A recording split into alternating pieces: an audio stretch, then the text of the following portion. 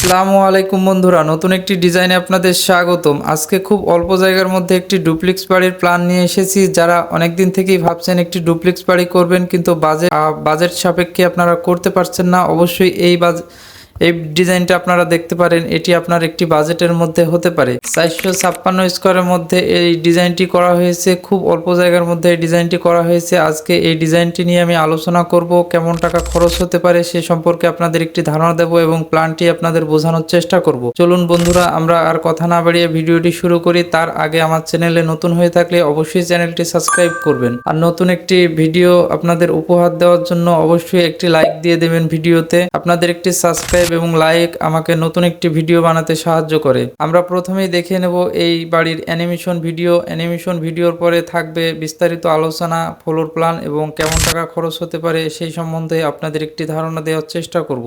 যেহেতু খুবই কম জায়গার মধ্যে ডিজাইনটি করা হয়েছে, আপনাদের খরচের পরিমাণও খুবই কম হবে এই ডিজাইনটি করতে। এই বিষয়েও আমি আপনাদের ভিডিও লাস্টে বলে দিব কি পরিমাণ ম্যাটেরিয়াল লেগে খরচ হতে পারে, আর কি ম্যাটেরিয়াল লাগবে এবং খরচ হতে পারে। দেখতে পাচ্ছেন 3D ডিজাইনের মাধ্যমে, আপনার অ্যানিমেশনের মাধ্যমে দেখতে পাচ্ছেন বিল্ডিংটাকে খুব চমৎকারভাবে লুকিং দেওয়া হয়েছে। খুবই অল্প জায়গার মধ্যে লুকিং দেওয়া হয়েছে। যাদের বাজেট কম আছে অবশ্যই এই বাড়ির প্ল্যানটা আপনার করতে পারেন। লিভিং রুম রয়েছে একটি ছোট পরিসর একটি ডাইনিং পাবেন এবং একটি মাস্টার বেডরুম এবং একটি কিচেন এবং একটি কমন টয়লেটের সমন্বয়ে নিচতলাটা গঠন করা হয়েছে। আপনারা অলরেডি 3Dর মাধ্যমে দেখতে পাচ্ছেন। যেহেতু খুবই অল্প জায়গার মধ্যে ডিজাইনটি করা, খরচের পরিমাণও অনেকটাই কম হবে। তো অ্যানিমেশন ভিডিওর মাধ্যমে আপনারা দেখতে পাচ্ছেন যে এই বিল্ডিংটার মোটামুটি আপনাদের দেখানোর চেষ্টা করছি অ্যানিমেশন ভিডিওর মাধ্যমে যে বিল্ডিংটা কমপ্লিট করার পরে কেমন হতে পারে। সুতরাং আপনারা বুঝতেই পারছেন যে যেহেতু জায়গার পরিমাণ খুবই কম, এই জায়গার মধ্যে বেডরুমের পরিমাণ আমি নিচে রেখেছি একটি এবং একটি লিভিং রুমও রয়েছে। যারা লিভিং রুম দরকার নাই, লিভিং রুমের পরিবর্তে বেডরুম হিসাবে ব্যবহার করতে পারেন, তাহলে আপনারা নিচে একটি বেডরুম এবং উপরে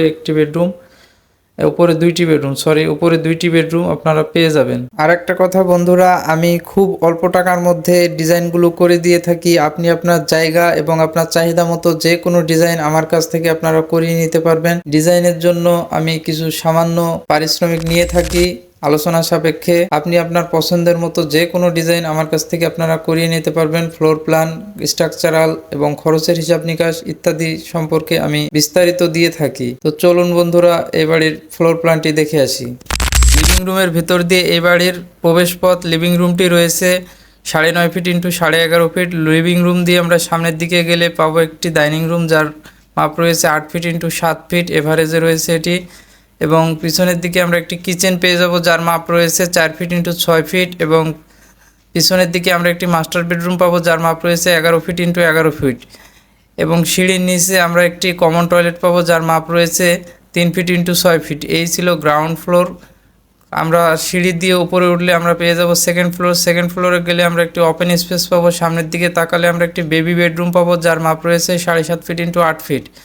এবং পিছনের দিকে আমরা একটি মাস্টার বেড পাবো, যার মাপ রয়েছে 11 fit into 10 fit.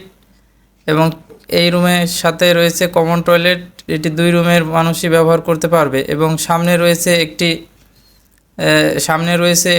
6 fit into 11.5 ফিটের একটি বেলকনি, যেটি হচ্ছে এই ডুপ্লেক্স বাড়ির অনেকটাই সৌন্দর্য আপনারা 3Dর মাধ্যমে অলরেডি দেখেছেন। 456 স্কোয়ারের মধ্যে গ্রাউন্ড ফ্লোরটিকে সাজানো হয়েছে।